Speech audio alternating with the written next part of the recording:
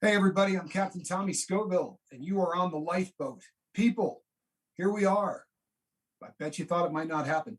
Uh, Today, we are launching the first in our series of a chance to get to meet the people on the crew. We did really, really well with everybody sending in their goodbye letters, but there is just something so much different when you hear it coming out of the people's mouths. And this story we've got today is just awesome. The guest that I have with me, you've seen her in the live chats and you've heard her letter. This is Journee. This is the Grizzly Cub. And, we share some similarities. The first of which being that our drug of choice, excuse me, was the same. And the second being that we both sort of had a drive to do something about it after we quit. Journee, I'm so glad you're here. Hi, I'm so glad to be here. Excellent. I figure we'll just jump into this, and we have talked before. I obviously I know your dad real well. It was awesome to get a chance to meet you, and we did a brief interview before. I just want you to tell everybody, give us an idea of when your drug use started and sort of how it got rolling and out of control. Okay, so I guess how I should start telling my story is my drug use started in a small town in Montana. Moved around a bit as a kid. My parents had me in California. We moved to South Louisiana, had my sister, and then we moved to Montana. Okay. While I guess we wanted to just dive right in. I originally had started smoking weed, smoking Yeah. marijuana, which I agree with your views on it. By the way, out of all of your videos, for those of you watching, I agree with everything that you say about it. Anyways, but for me, being the person that I am with the addictive personality that I have, weed wasn't enough, right? So I wanted to be cool, hang out with the cool kids, and the cool kids were smoking weed. So started doing that. Got drunk at the age of 13 and had a blast. I rolled around in the snow and was just numb from head to toe. And I was like, this is so fun. So I found out that drinking was fun, okay, at 13. And then, my vice, like you said, was opiates, okay, Right. using pills. So my pill use started when I got prescribed it by doctors. Okay. And, everyone has different views on that. At the time I needed it. So I can't really blame the doctors. It is what it is. But things happened in my life that led up to me taking pain medicine. I was diagnosed with fibromyalgia at the age of 6 years old. I didn't tell you that, Wow. but yeah, so thank God today I don't have any symptoms. Just went away. I don't know, however you want to look at it. Thank Um, God. yeah, I believe God healed me, but that's my belief. However you want to look at it, I don't have symptoms anymore today. But so I did struggle with pain management and chronic pain. And so at one point I stepped on a 16 penny nail out at the lake. Went all the way through my foot almost, and the doctor gave me pain meds. Okay. I got my wisdom teeth out and got two dry sockets, and the doctor gave me pain meds. And then I had to have my appendix out. I had an inflamed appendix and an ovarian cyst that had burst, and had surgery, had emergency surgery, and the doctor gave me pain meds. It was just a They just repetitive kept thing. coming and coming. Yeah. And I kind of realized, hey, I kind of like these, like they take my pain away and make me feel better. And throughout my life, I had dealt with some emotional pain at the time. Also, when I realized they could take that pain away too, I was hooked. I was Yeah. like, oh yeah, I gotta have these. So I guess my when what changed for me was when one of my friends just happened to have one, and we were like walking through Walmart, and she's like, hey, I got one of these pills, do you want to do one? And I was like, yeah, I love those things. And So at that point is when my pill addiction started, which carried on and off for 6 years, throughout high school. And when I graduated high school, I kind of went off on my own. And, my parents will tell you at the age of 17, I was a mouthy, snot nosed, bratty teenager that thought I knew everything. And I just wanted to go do my own thing. And my um, my outlook on life was that I wanted to have fun. I didn't care what I was doing. I want to have fun. I want to let loose. I want to do my own thing. And I thought I had life figured out. Okay, at the age of 17. Were you still in Montana? Yes, at this Okay. point, still in Montana. And so then I started partying. Okay, and I really liked partying. Okay, I really liked drinking, going out, and obviously partying led to party drugs. Um, at that point, I think the first like party drug I had tried was shrooms, like Yep. magic mushrooms. Okay. So I started doing shrooms. That was fun. And I got into the rave and festival scene. Started taking acid and MDMA, Molly. I remember Ecstasy. Yep. one of your live feeds, we were talking about that. So started doing that. I ended up at a 3-day festival at the Gorge in Washington, and I had taken so many drugs at one time. I was hallucinating so bad, and I was drunk, and then I had done coke for the first time that night. So now I've done just about every drug in the book, but I hadn't touched hard drugs yet. Now, if you guys have or if you've heard my dad's story, I don't know if you have, but maybe I'll let him share if he decides. I don't know if he shared that much, but he's a recovered addict from hard drugs. Yes. So he had told me that, him and my mom growing up. So I knew that was something that I needed to stay away from.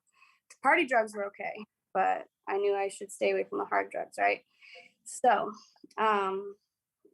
started partying, got pretty heavy into that. And then my parents had told me one day, hey, we're actually going to move to Las Vegas and we're going to help plant a church down there. And I was like, oh, okay. And I was 20 years old at the time. So I stayed in Montana for the summer while my parents and my little sister, I have a little sister, which we need to think of a nickname for her too, because I stole Grizz. um, anyway, so they all moved and I stayed in Montana for the summer, and I was partying a lot, and I was working 2 jobs to pay rent and manage my addiction at the time, which I say addiction, but I hadn't faced the aspects of physical addiction yet. I Right. had no idea that that was even a thing. Mentally, yes, I was addicted to things. I Yeah. liked to take substances that would alter my mind or whatever. So it was a Have daily thing, but you weren't right, physically addicted to it. I got you. right.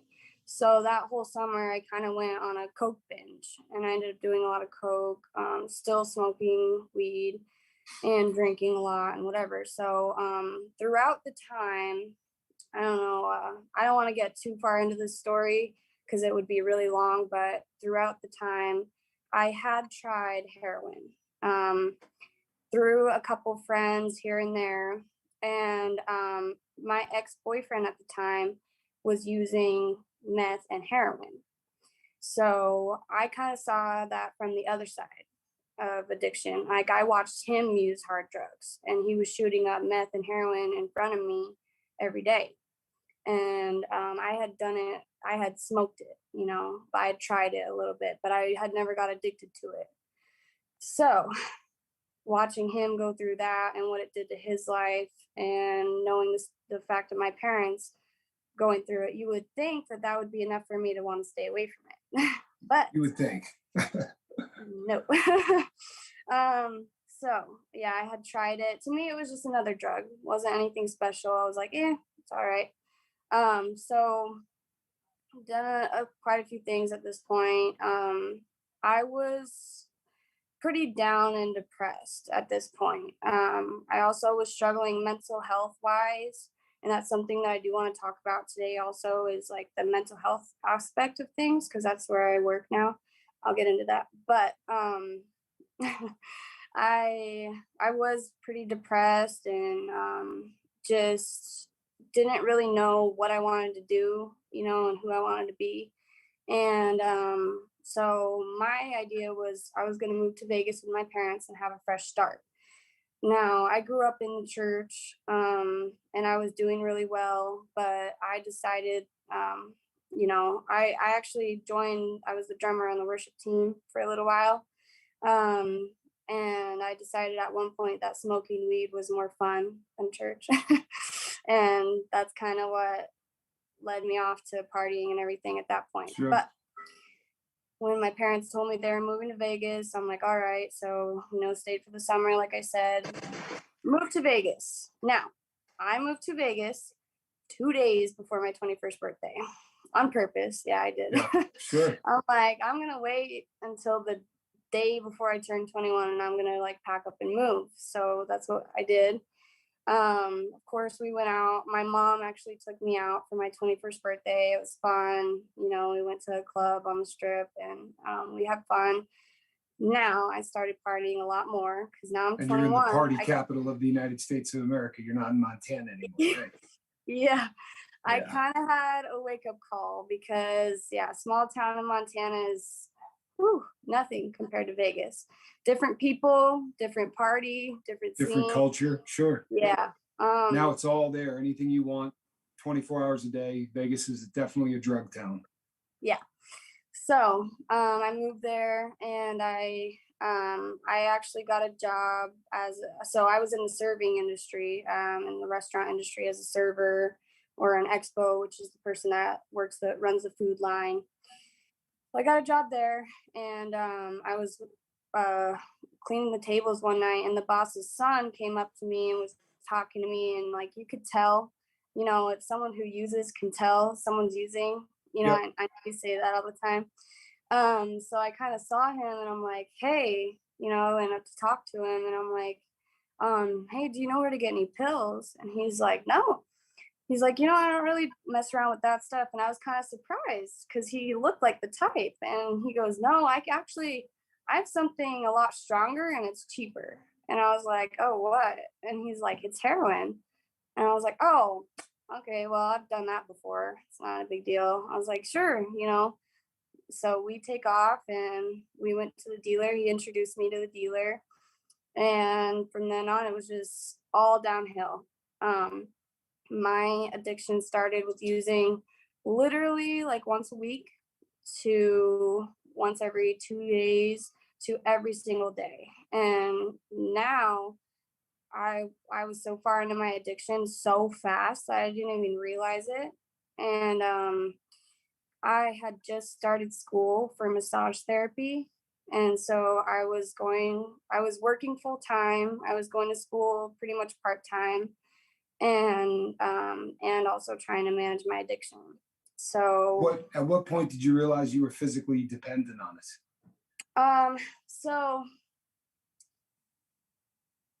so a couple things happened. First, the dealer that the guy had hooked me up with, one day I went to pick up, I went to meet him, and I was in my school scrubs, and I walked in and he just kind of looked at me, and he's like, and I said this in my goodbye letter.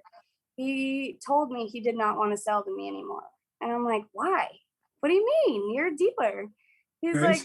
like, and he's like, you, and like, it just shocked me. He's like, you are such a young, bright woman. Why are you doing this? Like, my dealer told me that. And I was like, kind of shook. I was Just like, give me the bag. yeah. I'm like, why are you? I'm like, oh wait, you're a dealer that cares about me? Okay, like I'm just trying to get high, dude. And so that was my first thing. And then so I actually had to go find through some other people that I had used with a different dealer. Okay, so one of the guys that I linked up with, he was a hardcore addict. Like he was shooting up, and he would get dope sick, and I had never seen that part of addiction before. And I didn't think I would ever be to that point. Like I just didn't. So one day I was like, maybe I should just cut back a little. Okay. Maybe Yeah. I'll just instead of smoking first thing in the morning, maybe I'll wait till this afternoon and save a little bit, or cut back. Anyway, so I got in my car and I'm driving to work, and I literally had to pull over because I was puking on the side of Yeah. the road. I was so Yeah. sick, and I had to call out to work. I had to drive straight home, tell my parents I was sick, and call my dealer because I just couldn't. And that's when I realized, like, holy crap, I'm really like gonna be sick if I don't keep using. You're a And drug so, addict. yeah. The realization kicks in. I think everyone who's ever found themselves addicted to opiates or heroin, for the most part, most of us either think that we're going to miss that, we're going to dodge that bullet, or we're Right. really just so ignorant of the drug that we're on that we don't realize. Like I've told the story before, I was a day and a half, sick on the stuff before I realized that it was a sick I could make go away. Mm, And then when I used, I thought, oh my God, I'm addicted. So yeah. where do you go from there? Did you try to quit? Um, so yeah, I did try to quit. I tried to muscle through it as best as I could. So I tried because I knew in the back of my head the whole time I knew it was something that I was gonna have to quit eventually. Right. Like I was like, I'm just not gonna just be a heroin addict like for the rest of my life. I just didn't realize how strong the aspects of addiction really was at that point. So yeah, I tried to quit a couple times, and literally just ended up in bed so sick to where I was like crawling out of my bed just to get on the phone and like get in my car and go meet up with someone. Yeah. And I know you talk about in the heroin community, it's so different because with addiction and the people that you use with, if you call someone and they're really sick, they'll come and meet you because they don't Yeah. want you to be sick. And it's crazy to me because even now, working with addicts, like you won't see that in any other drug for There's the most definitely part. something unique with heroin. And I think it Yeah. really stems, it's not so much, and it's one of the worst parts when you're trying to quit because you convince yourself. And I think really Mhm. what it is instead is that they know that 2 or 3 days or a week, and they would like Mhm. to have to, if you've Yeah. got an extra bag, you get somebody high because you want to be able to call that person back, when the Yeah. time but you really do start convincing yourself of how much these people care. And it makes the process of getting off of it that much worse. Yeah. At least it was that for me. Yeah. Me too. So yeah, I tried to get sober on my own, and I just couldn't. And like I said, the guy that I was hanging out with at the time, he was just like hardcore into his addiction. And so I kind of picked up that mentality with him, like being around him. I started using as much as he was using, like getting as sick as he was. And the only difference is that he was shooting up and I was smoking it. But still, I was realizing like, wow, I really need this. And I remember in one of your videos how you were saying like you kind of get addicted to just not being sick, like the feeling of just being well and not being sick. Yeah. 'Cause I remember the first time when I was really, really sick. Like I remember, it's crazy. I can remember it like it was yesterday. I was sitting in the parking lot at one of the casinos, and I was like, it was sunset, and it was so pretty, and I was so sick. And I just remember sitting there, and I was listening to music, and I was like, I just can't believe I'm feeling this bad. And sure enough, as soon as we went and used, I couldn't believe how much better I felt. And I was like, wow, this is, I'm really into this. Like, I can't stop. I can't. And, so some things happened that made me realize how bad I was getting. Um, right before I had started my first day of school at massage therapy, I totaled my car. Now, On the way to pick up, no doubt. on my way to pick up, I was dope sick. I was at a one of the busier streets at a stop sign, and I was at the stop sign technically I got the ticket, but she was speeding. She wasn't even paying attention. She didn't even hit her brakes and just T-boned the left side of my car, spun me around. I had Boss in the car with me, little Boss. I don't know if you guys have seen him on my dad's channel.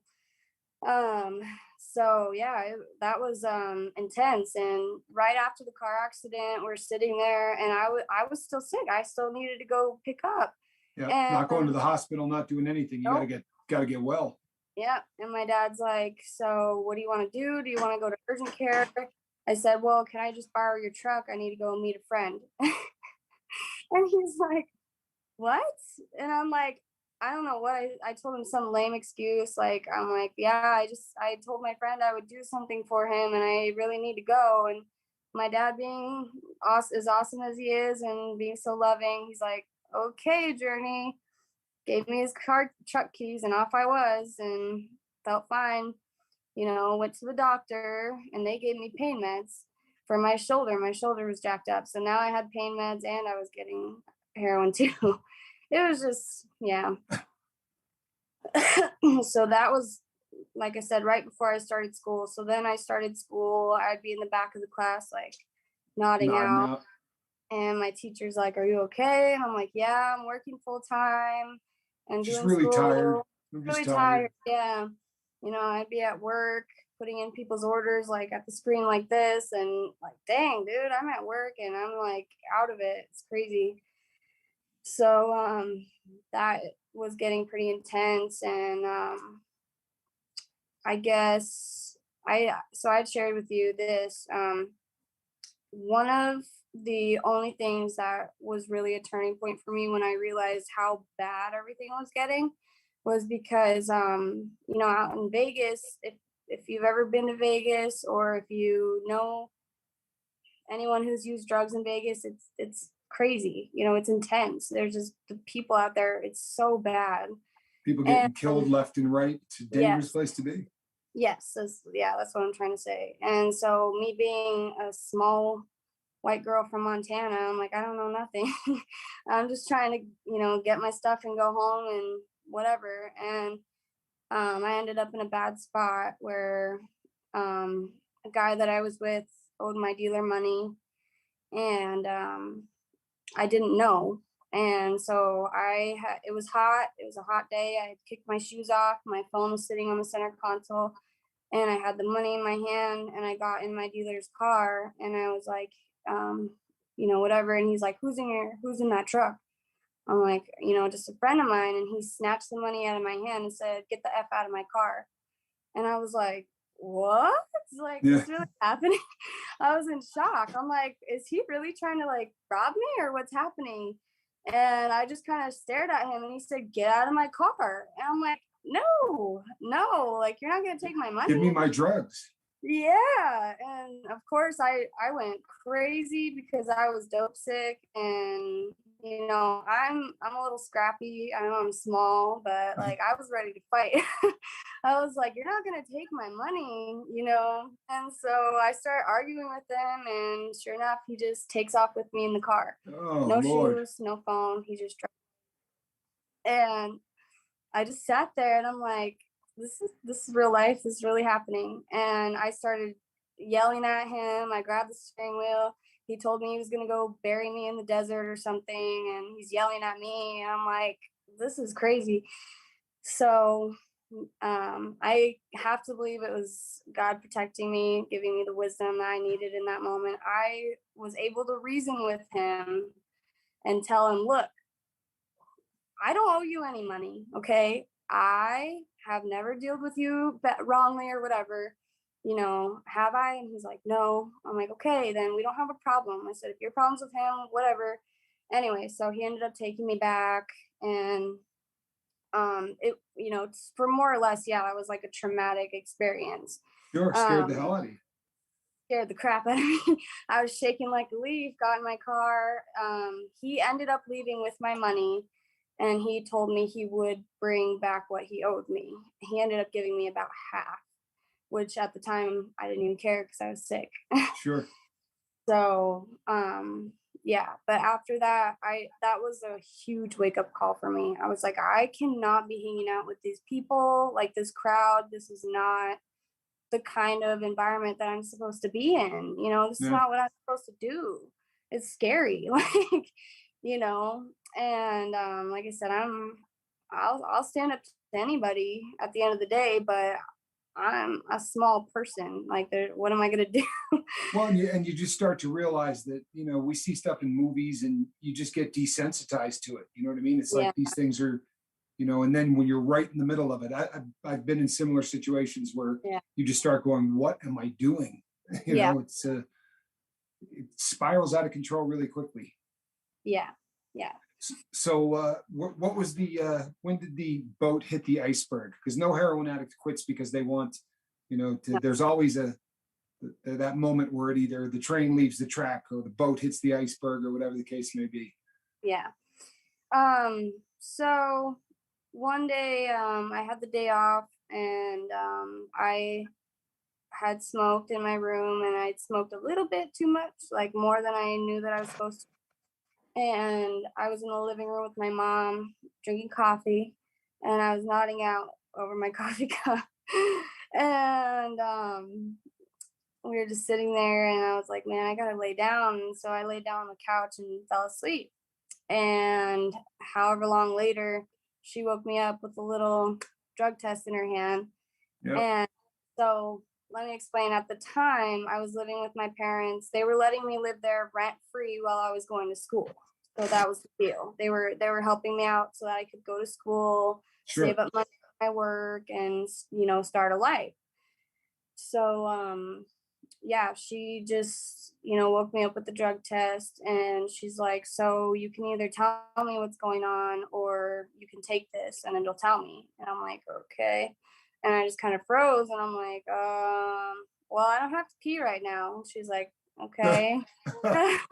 Like, I just didn't know what to say. I was like, Just okay. finished a cup of coffee. I don't need to go. Yeah.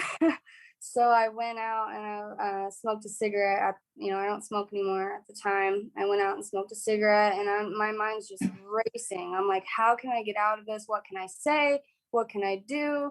But at the end of the day, I was tired of fighting. And if you've ever been in that long-term addiction, like I know, you get tired. Yeah. I was tired.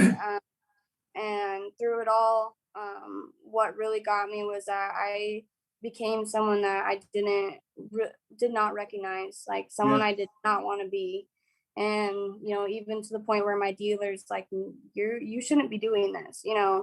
So I was tired of fighting. I It's really, almost a relief. You'll hear convicts say the same thing. People that get yeah, arrested, when the door slams on the jail cell, at least it's over. You know what I mean? Like there's going yeah, to be a start where you could try to get your life together. So yeah, good for mom. You know what I yeah, mean? Good for yeah. mom. And it wasn't just her. Obviously, it was my dad too. But yeah, I remember that moment, and just my mind racing. And I came back in the living room, and I sat down with her, and I said, I don't have to take the test. And she's like, okay. And I said, yeah, I've been using. And I said, I wanted to tell you, but how do you tell your mom that you're a heroin addict? Yeah, And she just looked at me, and I think we both cried and had a I'm moment, sure. you know, and just had this moment like, okay, well, we got to do something. What are we going to do now? And I was in such a war with myself because I wanted to get clean so bad. Like, I wanted it to be done. I just wanted it to be over. I wanted to be better. I didn't want to have to be dependent on anything. Like, I But hated you didn't. But having, you didn't want to hurt. but yeah, but I didn't want to go through the withdrawal. I didn't want to go through, and for me, it was the realization of what I had done. What I had like how far I had let it go, and having to own up to that. The That was guilt. rough. Yeah, the guilt, the pain, owning up to my mistake, like being able to look at myself and say, yeah, I was a heroin addict. And, people look at me now and they're like, oh, I bet you've never even touched a drug. And I'm like, Okay, well, I'm not bragging at all, but yeah, I have, and it's nothing to be proud of, but it happened, and But beating proud, it is. But I'm beating it proud of is. how I came out of it. Yeah, so um, I guess after that, a series of events happened. First, my parents took me to a medical detox facility, which if I just can't stand people who complain about medical detox facilities because the one in Vegas is not nice. Okay. It's not nice. I don't care where you've been. And I can speak from experience now being here in Arizona, and I'll tell that part a little bit of what I'm doing now. But yeah, it's just Tough not place, huh? not nice. So went through that for a couple days. Got out, and I was still just not feeling well. I thought a couple days would give it some time. Nah, like a couple days, I was still feeling pretty anxious. I was just restless and full of anxiety, and um, so Made the phone call. yeah. So what happened after that was my mom had taken my phone, and I was on my tablet on Facebook, and I messaged my dealer, and sure enough, I had a plan where I put 20 bucks under the ashtray out front of my house, and he was going to come and grab the 20 bucks and leave the stuff under there. And my dad caught him in our Oh my drive. Lord. And if you guys have seen my dad, he's not Oh a my small Lord. man. Is, I'm so is the guy dead? no. I think he just ran into his car and drove off. Smart man. Yeah, Smart I man. I don't even remember. I just remember my dad coming in and holding the money in his hand and being like, "What the hell is going on?" And I'm like, it was not a good time. And so just to get me out of the house and where we thought I could stay for the night, we went to the hospital. So the hospital ended up keeping me for, I don't even know, a few hours, I think. It was like half the night, and they didn't even get me into a room. They put me in a chair. I was sick. It was cold. I had to sit there all night. I was like, man, this sucks. And ended up coming back the next day. So my mom, well, I don't know if it was my mom who really decided. My parents collectively, I think, decided to get me the heck out of Vegas, which at the end of the day was the best thing for me. But my grandma lives here in Mesa, Arizona. And so the next morning we packed our stuff, and during this time it was so hard because even I had mentioned I have a little sister. She's 3 years younger than me, and she had to actually sit there and help me pack my clothes because I was too physically weak to like pick up a shirt and fold it and put it in the suitcase. I was just so weak, no energy, just lifeless, and so depressed, like so down at this point. And so we finally got my stuff packed, went to Mesa. I crashed on my grandma's couch for a couple weeks. My sister and my mom stayed there with me for like 2 days while we looked for some rehabs, and found a couple here and there, and then they left, and my mom left, and she said, you need to find a place to go. And she left, and I was in Mesa, Arizona, where I've never been to Arizona before, with my grandma sleeping on her couch, and I'm like, okay, sure. So fast forward a little bit, I found how I got sober was I found a sober living program. It's called Church on the Street, and it's here at the Phoenix Dream Center. So if anyone's ever heard of that, but that's the program I went through. It was a 6-month program, hardcore program, which Half a is year. what I needed. Yeah. Yep. It's awesome.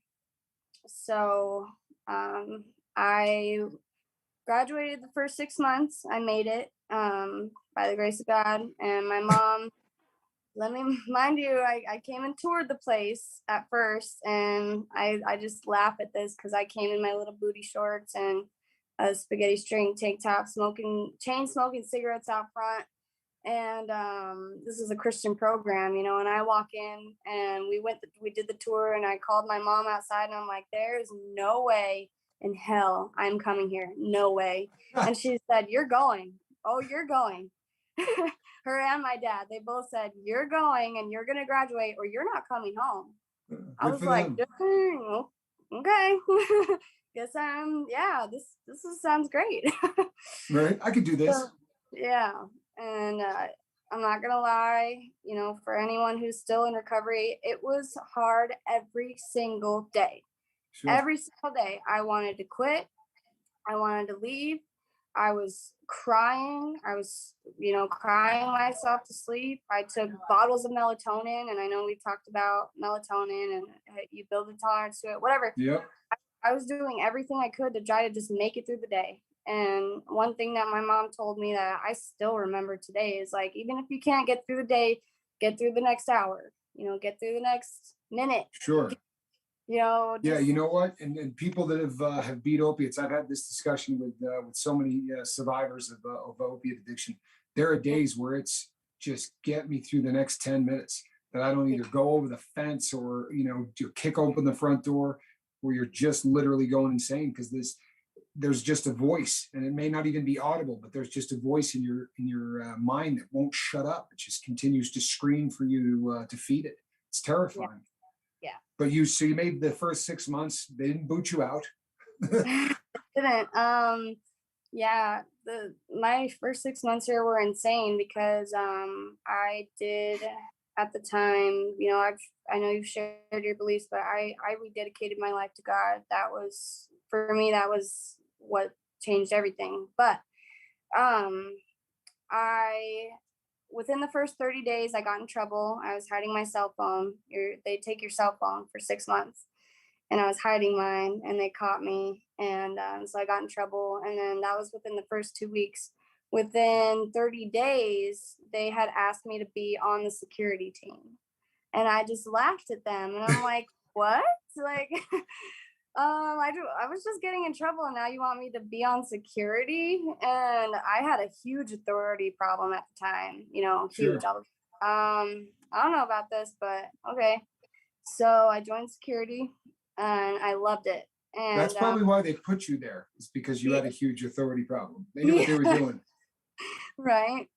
So being on security, the biggest reason it actually helped me was because I couldn't be there like enforcing the rules if I was going to break them. I wasn't going to be a hypocrite in that way. So I started following the rules. And I worked my program. Okay. And you know, anyone who goes to a sober living program, they'll just tell you, work your program, do what they tell you, put your head down and do your program, you know, if the program works. Okay. So I graduated, and in between, you know, once you finish the first 6 months, they give you the option to stay for another 6 months and do a year. So in between, I got 2 weeks off, which called a phase break. And because I lived out of state, I got 2 weeks instead of 1 week. So I went home for 2 weeks, and Home to Vegas? yes. Okay. During the time that I was in Vegas, I had picked up some charges, and I had 7 warrants out for my arrest. I had 6, and when I got here, my mom called me and said they just served the 7th warrant, and they were at the house looking for you. And I'm like, shoot. Okay, so I'm like, I gotta, you know, if I'm coming clean with this and I'm starting over, I gotta do this. You know, I had to fess up to it, own up to it, whatever. So I'm like, I gotta go back. So I went back. I went to court, and my same public defender, who, when I had originally got my drug charge, he was like, I know that you're high. I can tell that you're high. You're going to take the plea deal, and that's it. And I was like, okay. And so that was my first drug charge. And I got the same public defender when I went back. Now I'm 6 months sober. I graduated from a program. We go before the judge, and he says, you know, he goes, hold on, time out. He goes, I think we actually need a DNA test. He goes, because this is not the same person that I saw 6 months ago. How cool is I just that? I thought he would. I looked at him and I was like, did he really just say that? And the judge just started laughing. And he goes, I think you're right. And he said, you know what? If you go back and you finish the next 6 months, I'm going to drop everything. How And I'm cool is like, that? wow, okay, all right. And I was already planning on going back anyway. Um, what they teach here also is, I was using collectively on and off for about 6 years. So do you think 6 months is going to help save me? I don't know. Not Right. for me. 6 months was not enough for me. I was not ready. So yeah, I went back, or I'm here, came back here for another 6 months, did a year total in the program. I then stayed for another 3 months and then became staff. So I'm now currently a live-in, technically volunteer staff member. And I met my husband here. So he was a staff.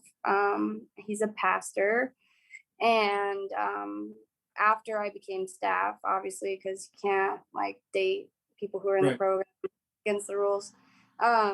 So after I had became staff, we started dating, and we dated for about a year. We were engaged for about a year, and then now we've been married almost 2 years, a year and a half. Good for you.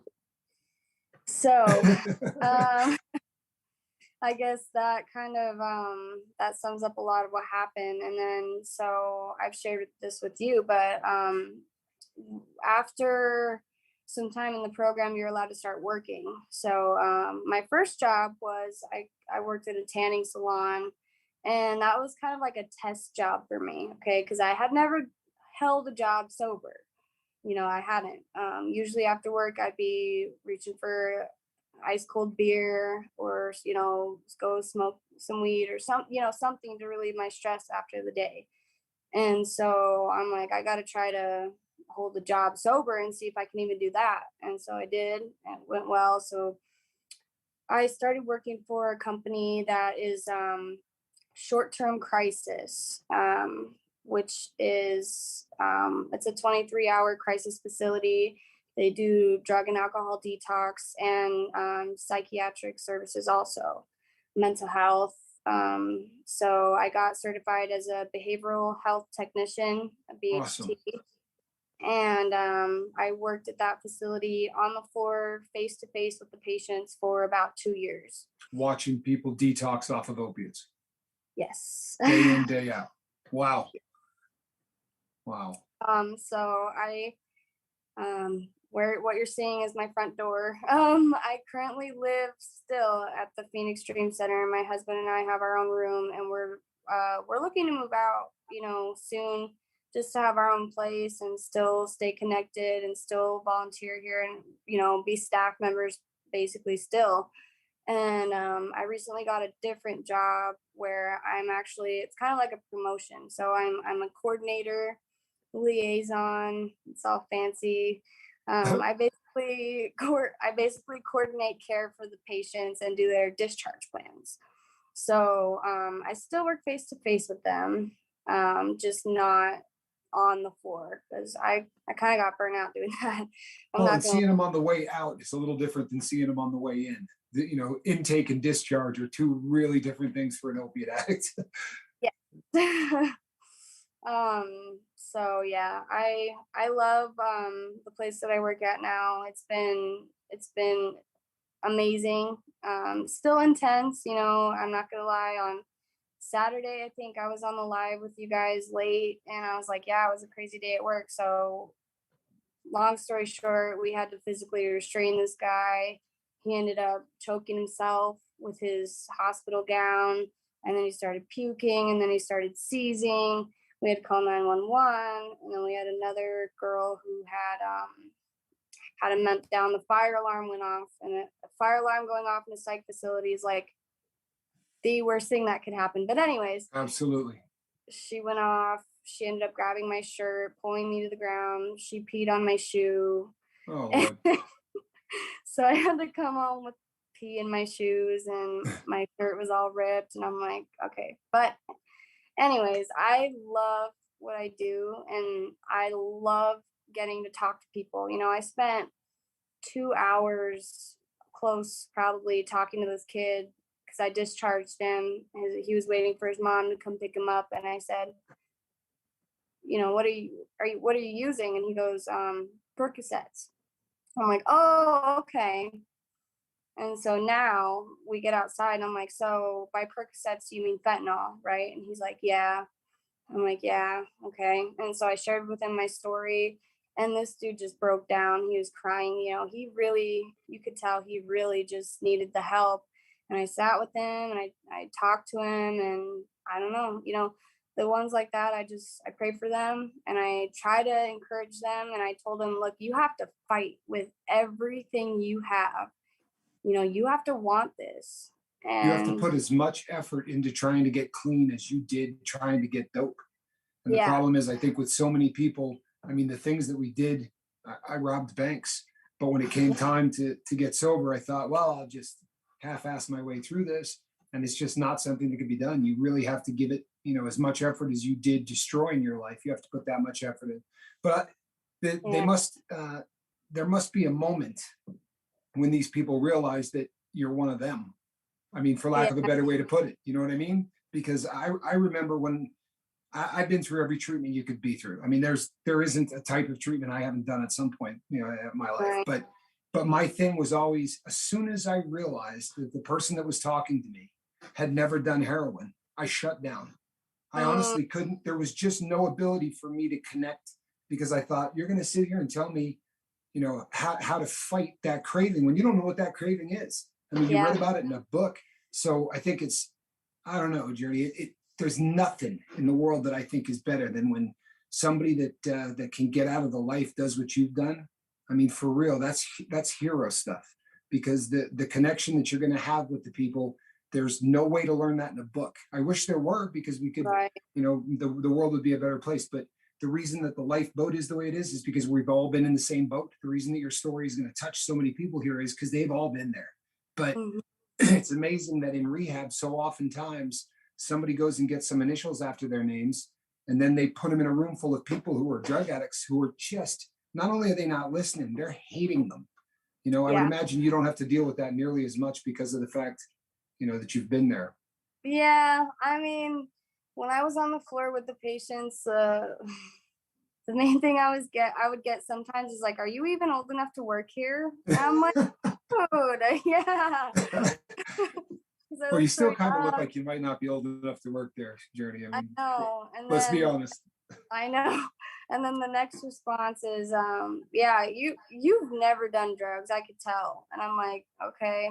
And like it's not, like I said, it's not something I want to brag about, but I'll tell them my story. Like, yeah, I did. I ended up doing that. And then after that, yeah, they have a little bit more, um, I guess, respect in a way. They're like, okay, this girl has been through it.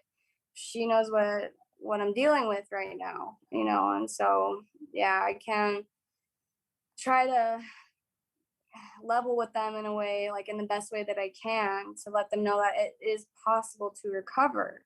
Because when you're in your addiction, you just don't think. And I just never realized how low addiction could take you until I started working in the field. Because even when I came here, the other women in the program are like, 60-year-old women that have been using their entire lives. They lost their children, they've lost their home, they've lost their husbands, they've lost everything. And I'm over here with a suitcase full of clothes and some parents that I can call at any time. And I'm just like, wow, like talk about humbling stuff. And I realized that how blessed I still was to even have support. Yeah. Some people don't even have any support. I And think I think the majority of people don't. Because yeah, of what addiction does, and because of the way it's viewed mm, by the world.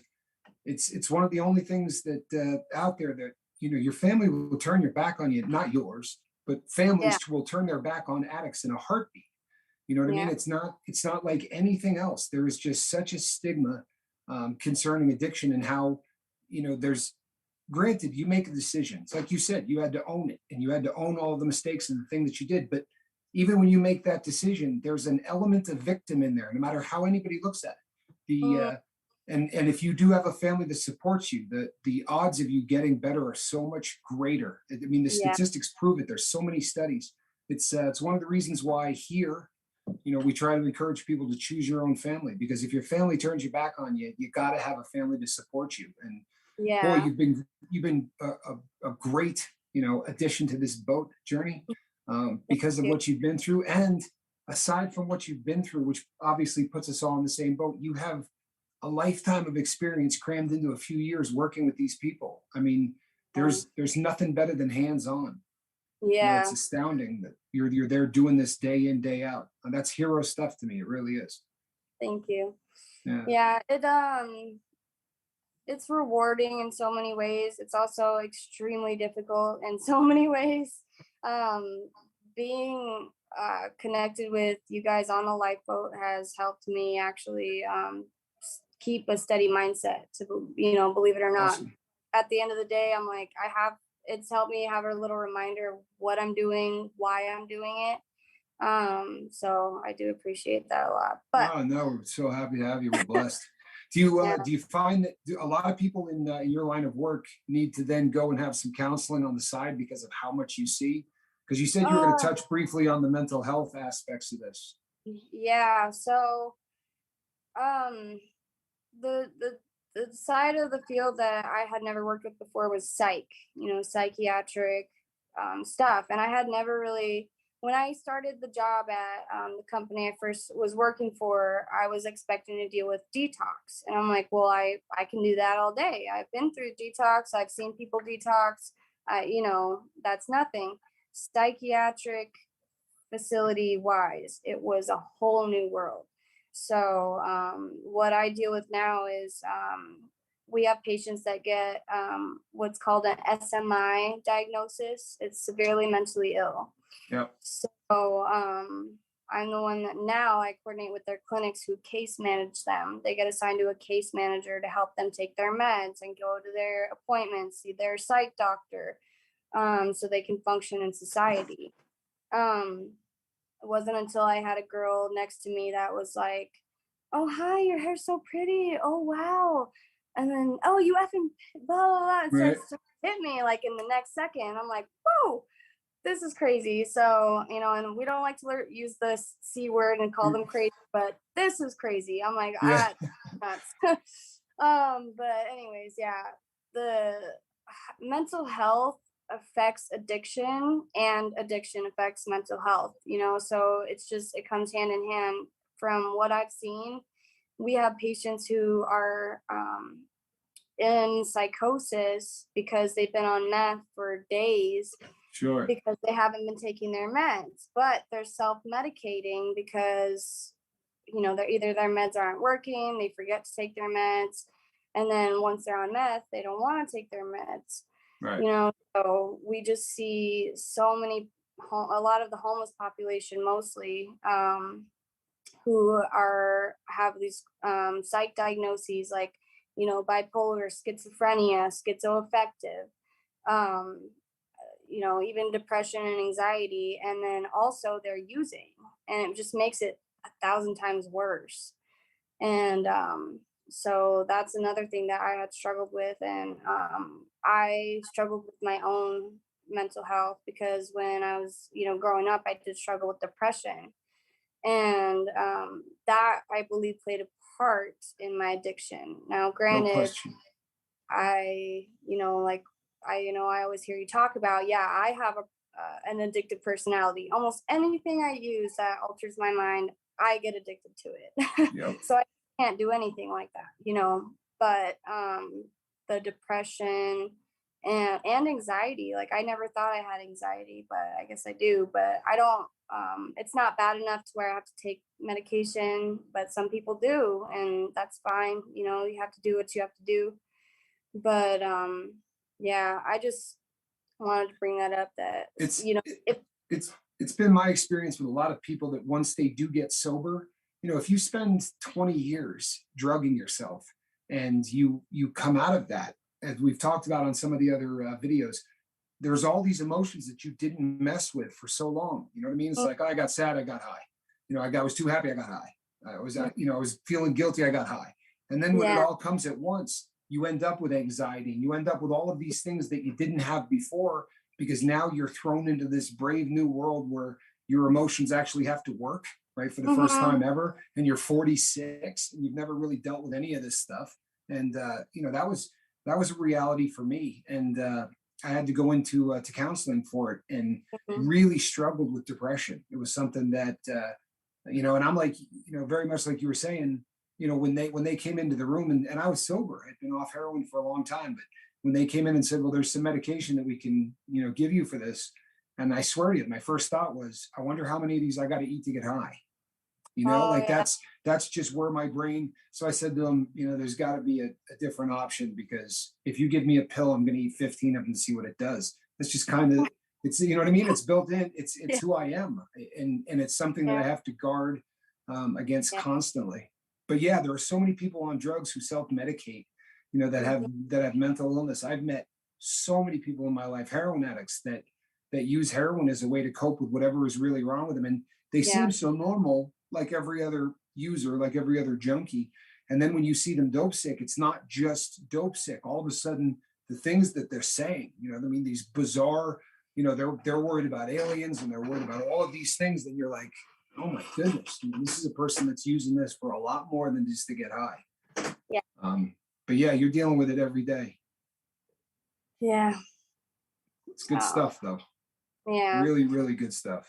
Yeah. I know we were talking about having support and stuff. So if you guys have watched my dad's channel, Grizzly Heat, but my parents have been amazing. And if you like, I could tell you a few things. Like, so at one point, my mom did have prescription pills in the house, and I took them.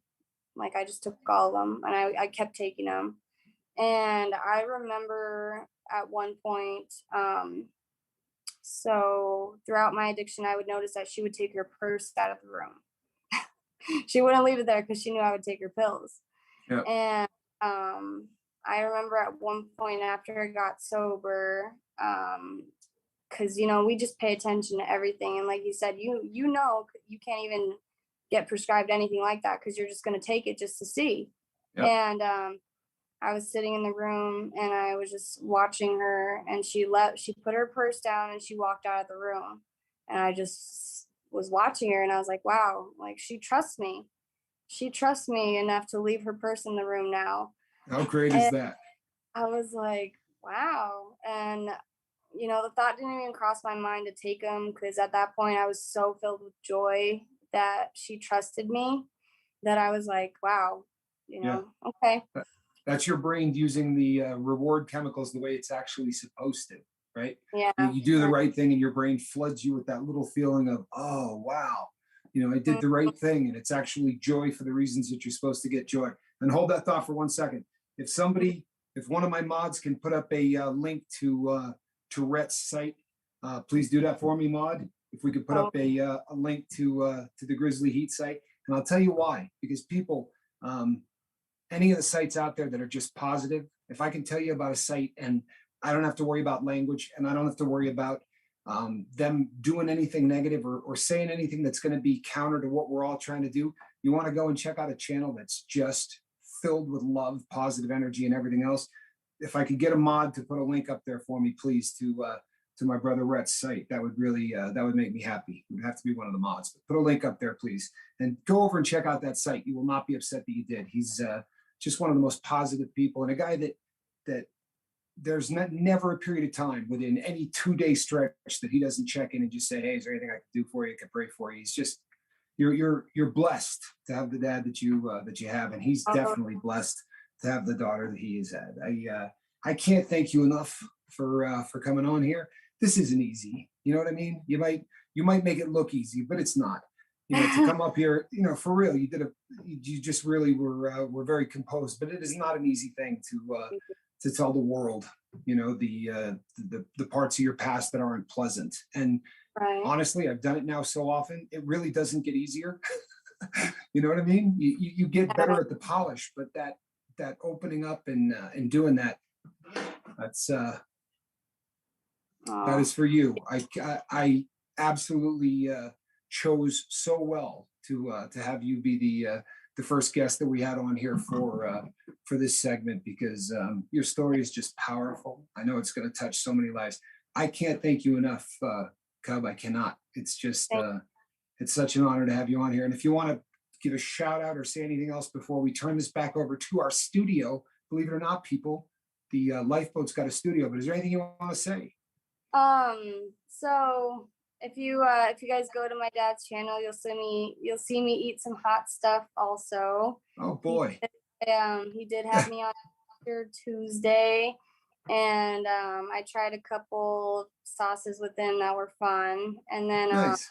so I actually I posted my own YouTube video on my own page. It's nothing like crazy. I'm not trying to start my own channel or anything, but if you guys want to check that out too, just for fun. What's the name of the channel?